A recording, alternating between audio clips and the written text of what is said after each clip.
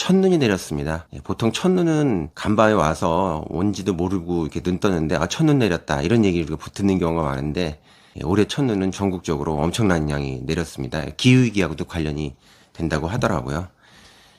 첫눈 하면은 어떤 생각이 나세요? 첫눈 하면 보통 첫눈 내리면 우리 한번 어디서 만나자 뭐 이런 어떤 연인들의 이런 생각이 떠오르지 않나요?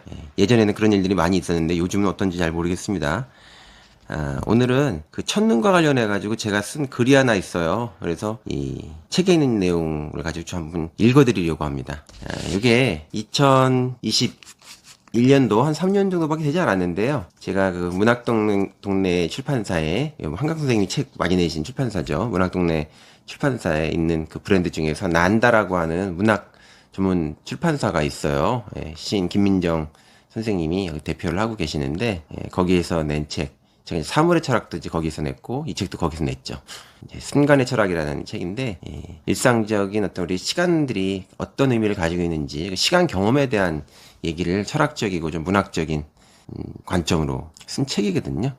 이 책의 그 제목이 공교롭게도 이 난다에서 출판사에서 책 띠를 만들어 가지고 여기다가 이렇게 이제 홍보용이죠. 이렇게 브랜딩을 하시면서 뭐라고 붙이셨냐면은 왜 첫 비는 없는데 첫 눈은 있는가? 매우 사적인 시간 그 순간의 체험을 우리도 모르게 선사하는 책이라고 이렇게 출판사에서 이름을 붙여주셨어요.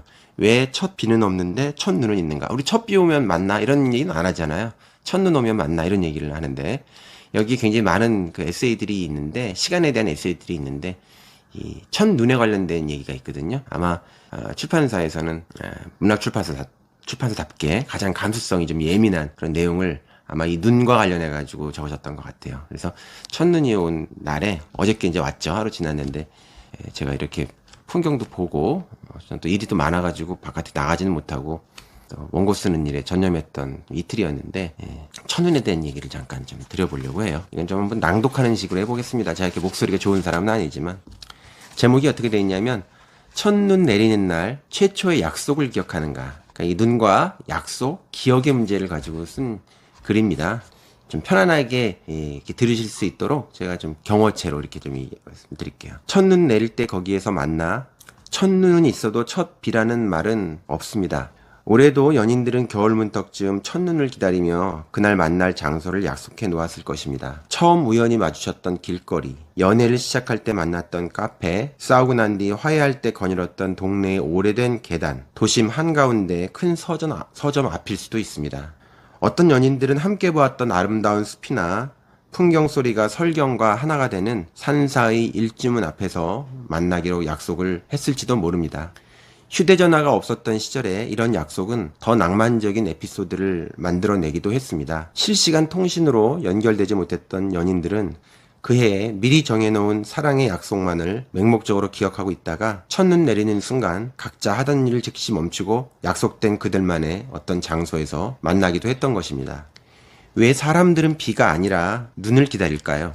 왜 첫 비는 없는데 첫 눈은 있는 것일까요? 제가 생각하기에 첫 눈은 최초의 약속을 우리들에게, 연인들에게 상기시키는 것 같습니다. 모든 최초의 약속은 순수합니다. 최초의 약속을 떠올리는 일은 사는 대로 사는 게 좋은 거야 하는 일상이란 이름의 어떤 관성적인 생각, 삶을 중단시킵니다. 첫눈은 최초의 다정한 기억을 우리에게 불러일으킵니다. 그 다정한 기억은 아주 사소하고 예민한 것들로 이루어진 이미지들입니다. 그들만의 크리스마스 파티, 작은 손을 호호 불며 까먹던 군 고구마, 사랑스러운 입술에서 나오는 하얀 입김, 선물로 건네던 빨간 털장갑, 놀이터로 소리를 지르며 뛰어나오는 아이와 강아지의 어떤 풍경, 빈 도화지 같은 길이에 함께 찍힌 오른발과 왼발의 이미지, 평소에 몰랐던 그의 신발 바닥 무늬, 사소한 것들을 감지함으로써 사람들은 다시 깨어납니다. 하지만 첫눈 오는 날 만나자는 약속을 했다 하더라도 각자 다른 장소에 있었던 연인들이 같은 시각 내리는 첫눈을 보는 일은 쉽지 않습니다.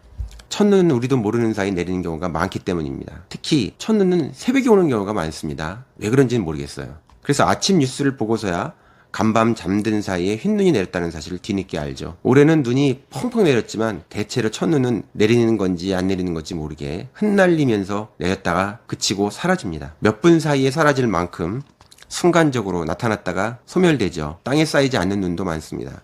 그래서 지난 새벽 잠들지 않았던 누군가가 첫눈을 보았다면 그건 행운이라고 해야 할지도 모릅니다. 처음을 봤다는 사실 때문이 아니라 바로 사라지는 어떤 신기루 같은 것을 보았기 때문입니다. 공중에 흩날리다가 땅에 내려오자마자 녹아버리는 이 처음의 시간은 세상에서 우리가 보았던, 우리가 만났던 모든 시간 중에 가장 약하고 연한 시간일지 모릅니다. 허공에서 보았지만 지금은 사라진 이 순간은 소유할 수 없는 비밀, 찰나에만 탄생하는 순진한 비밀 같습니다.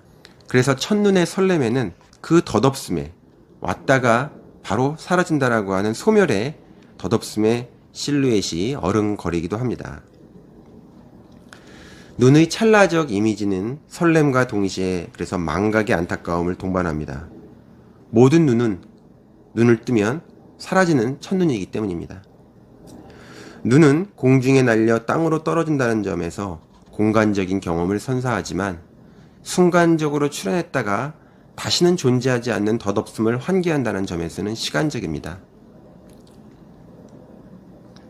그의 첫눈은 두 번 다시는 반복되지 않는 무엇, 다시 말해서 시간이라는 건 반복되지 않죠. 지나가면 끝입니다. 그 반복되지 않는 시간, 존재했는가 하는데 어느새 사라지고 없는 그 시간과 시간의 존재 체험을 이 첫눈만큼 명확하게 해주는 게 없습니다. 그래서 어떻게 보면 덧없음이죠. 서태지라는 가수가 있죠. 저희 시대 때는 문화 대통령이었고 저도 참 좋아했는데 서태지의 노래 중에서 소격동이라는 노래가 있어요. 그 이미지가 눈이 내리는 이미지가 나오는데 가사도 그렇습니다. 서태지의 곡 소격동의 그 가사를 보면 등장하는 나는 눈 내리는 어느 밤을 한숨도 자지 못한 채 지새웁니다. 왜 지새우게 되느냐? 가사가 이래요. 아주 늦은 밤 하얀 눈이 왔었죠. 잠들면 안 돼요. 사라지죠. 이렇게 노래가 되죠. 예. 사라지니까 잠들면 안 된다는 거예요. 절대적으로 아름다운 것은 왠지 그 아름다운 곳일수록 그것이 유일하게 인식되기 때문이죠. 유일하다라고 하는 건 사라지고 나면 다시는 그것을 볼 수 없다라고 하는 것. 그것이고 대체적으로 우리는 그 유일성을, 존재의 유일성을 그것이 사라지고 난 다음에야 깨닫는 경우가 참 많습니다. 아, 그게 유일한 것이었구나. 모든 게 끝난 다음에 그 유일성을 생각하면서 너무나도 안타까운 거죠. 사라지기 때문에 반복할 수 없는 것이고 반복되지 않는다는 사실을 인식할 때 우리는 지금 막 사라진 그것이 우리가 우주에서 보았던 유일한 순간이었다는 것을 뒤늦게 알게 됩니다. 사랑도 그런 거죠, 일종의. 사라지고 난 다음에 그게 유일했던 것이었다는 것을 우리가 이제 알게 되는데 첫눈에 유난히 연인들이 애틋함을 가지는 것은 왜일까요? 그들의 무의식이 자신들의 사랑에서 이 첫눈의 속성을 예감하기 때문이 아닐까요? 아, 혹시 이렇게 하얗게 아름답게 뿌려졌던 이 순수한 것들이 어느 순간 사라지는 것은 아닐까? 최초의 약속에 설레이다가도 그 약속이 영원히 지속될 수 있을지 하는 불안을 모든 연인들은 느끼는 게 아닐까요? 그래서 모든 설렘에는 불안이 내재해 있습니다. 서태지의 노래 소격동에도 너의 모든 걸 눈에 담고 있었다는, 그래서 잠들면 안 된다는 이런 다짐이 있는 것이죠. 간절한 것일수록 지속되기 어려운 눈의 이미지처럼 그것은 아른거리며 잡힐 듯 잡히지 않는 실루엣을 하고 있습니다. 이 아슬한 이미지는 존재의 가능성과 불가능성, 그러니까 존재했던 것이 더 이상 존재할 수 없다라고 하는 이런 어떻게 보면 우주의 모든 생명체가 가지고 있는, 또 시간을 길게 보면 생명체뿐만 아니라 무생명체도 마찬가지죠. 영원한 것은 없다는 그런 찰나적인 것의 이미지를 우리에게 떠올리게 하죠. 그리고 사라지는 것은 어느 순간 망각됩니다. 그리고 망각되게 됐을 때 더 이상 존재는 남아있지 않죠. 물리적으로도 사라지지만 내 기억 속에도 남아있지 않기 때문에 완전히 사라집니다. 아무리 찬란했던 공간, 찬란했던 기억, 찬란했던 어떤 이미지들도 이제는 세상에 존재하지 않는 거죠. 그런데 이러한 형태의 망각을 하게 됐을 때 이거는 그게 우리의 기억 속에서 과거만 없애는 것이 아니라 미래에도 존재를 부재하게 합니다. 무슨 얘기냐? 말 그대로 기억되지 못하는 거는 앞으로 미래의 시간에도 존재하지 않는 거죠. 뒤집어서 얘기하면 무언가를 기억하고 있다면 현실에서 그것이 물리적으로 사라졌다 하더라도 미래의 시간에도 그것은 계속 존재합니다. 내가 그것을 기억하는 한. 그건 없었던 사건이 아니라 있었던 사건이니까. 20세기 현상학자, 철학자 중에서 에드문드 후설이라는 분이 있어요. 좀 어려운 철학인데 그 철학에 따르면은 이런 얘기를 해요. 인간이 가지고 있는 의식은 현재 내가 무언가를 의식한다라고 하는 건 과거에 있었던 기억을 현재로 끌어당기고 앞으로 미래에 있을 어떤 시간에 대한 어떤 기대, 희망, 욕망 같은 것들을 현재로 통합하면서 과거도 끌어들이고 미래도 끌어들이면서 현재 의식이 구성된다는 거예요. 우리가 어떤 존재를 보면서 그 존재에 대한 인식을 한다라고 하는 건 현재만 그것을 보기 때문에 그 존재가 인식되는 것이 아니라 과거에 그 존재가 어떠한 존재였다라고 하는 그 존재에 대한 기억, 그 데이터를 내가 현재의 의식 속에도 끌어들이고 그 존재가 미래에도 어떠할 것이다라고 하는 나의 기대나 희망이나 예측 같은 것들을 우리는 아직 보지 않았지만 그 예측을 현재의 의식 속에서 통합함으로써 아, 이 존재가 이런 존재구나, 이런 존재일 것이구나 라고 하는 의식이 생긴다는 겁니다. 오묘한 얘기죠. 철학자는 그렇게 오묘한 얘기를 합니다. 그럴싸한 얘기예요. 만약에 그렇다고 한다면 우리가 어떤 과거의 기억 같은 것들을 이제 망각하게 되면은 현재 우리가 보는 그 우리의 존재의 어떤 그 상황 자체, 우리의 의식 자체도 뭔가 이 데이터가 왜곡될 가능성이 많은 거죠. 그러므로 우리가 이제 망각된다라고 하는 건 공포를 갖기도 합니다. 누군가에게 대해서 내가 망각된다는 건 참 두려운 거예요. 그래서 연인들이 그래요. 또 헤어진 다음에도 두려운 게 그 헤어진 순간도 두렵지만 이미 그 사람하고 나하고는 상관없는 사람이지만 그 사람의 기억 속에 내가 없다. 그 사람이 너무 잘 지내는 것을 볼 때 갖게 되는 그거는 저 사람이 나를 벌써 잊었나? 우리가 가지고 있었던 공동의 기억을 잊었나? 라고 하는 그 망각됨이 가지고 있는 것에 대한 어떤 공포가 인간에게는 있다고 합니다. 서태지의 소격동에서 나오는 그 눈. 잠깐 사이에 사라졌다가 잠깐 사이에 나타났다가 사라지는 눈. 잠들면 안 돼요. 사라지죠. 그래서 그 잠든다라고 하는 건 단순히 진짜 물리적으로 잠을 잔다는 것만 얘기하는 것이 아니고 그 망각되고 기억을 잊어버리게 되면 우리가 눈을 같이 함께 봤었던 그 기억은 어떻게 되는 거냐, 함께 봤던 그런 시간들은 어떻게 되는 거냐, 그 있었던 사건 자체가 망각되는 것에 대한 얘기라고 할 수 있겠습니다.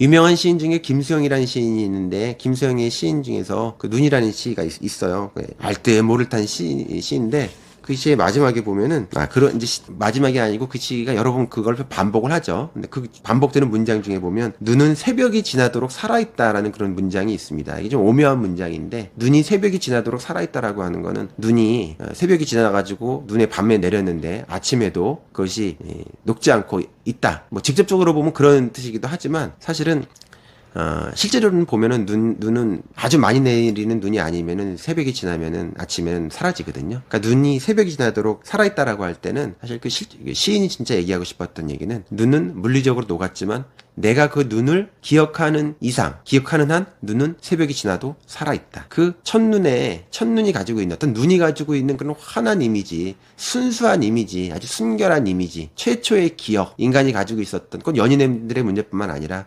인간이 가지고 있는 어떤 최초의 어떤 순수한 기억과 다짐과 약속 같은 것들이, 의지 같은 것들이 있잖아요. 이런 것들을 우리가 기억하는 한 그 눈은 살아있다. 기억해야 된다는 거죠. 어떻게 보면 역설적으로 눈은 새벽이 지나도록 살아있다라고 얘기할 때 새벽이 지나면 대부분 녹아버리니까 그것을 기억해야 한다라고 하는 그런 의지를 얘기하는 시라고 볼 수 있습니다. 그리고 시인이라고 하는 건 모든 사람의 기억 속에서 그 눈이 사라졌다 하더라도 그 눈을 기억하는 존재라고 얘기할 수가 있는 거죠. 이번에 올해 있었던 가장 큰 사건 중에 하나가 한국에서 바로 한강 선생의 노벨문학상 수상이었는데 소년이 온다라는 그 작품이 그 노벨문학상을 수상하게 하는데 굉장히 결정적인 영향을 미친 작품 중에 하나거든요. 거기에 보면 그런 얘기가 나와요. 눈 덮인 무덤들 속에서 마침내 그의 것을 찾아내는 어떤 이런 문장이 나오거든요. 눈 덮인 무덤들 속에서 마침내 그의 것을 찾아내는 이게 바로 기억입니다. 그 소설 자체가 이미 40년이나 지난 어떤 사건, 역사적 기억을 누군가에게는 존재하지도 않는 망각된 그런 기억들 혹은 어떤 사람에게는 기억조차도 되지 못할 정도로 이미 시간이 지나버린 어떤 겪어보지 못한 사건이지만 그것을 기억하고 있는 시인이 있는 한 그 시인에 의해서 눈이 새벽이 지나도록 살아있었고 그의 기억 속에 살아있었던 그 눈 덮인 무덤을 잘 보듬고 찾아내어서 그런 특별한 문학 작품을 쓸 수 있었던 것입니다. 그 기억이 시인의 기억에 의해서 그 작가의 기억에 의해서 그 기억이 또 다시 한번 또 부활하게 되는 거죠. 모든 사람의 머릿속에 사랑의 약속도 인간의 이런 역사도 이런 존재가 다시 죽었다가 살아나는 이런 부활의 사건도 바로 이런 눈 덮인 무덤들 속에서 잊혀졌던 것을 다시 찾아내는 그런 기억의 행위라고 할 수 있겠습니다. 이 세상에 존재하지 않았던 것, 또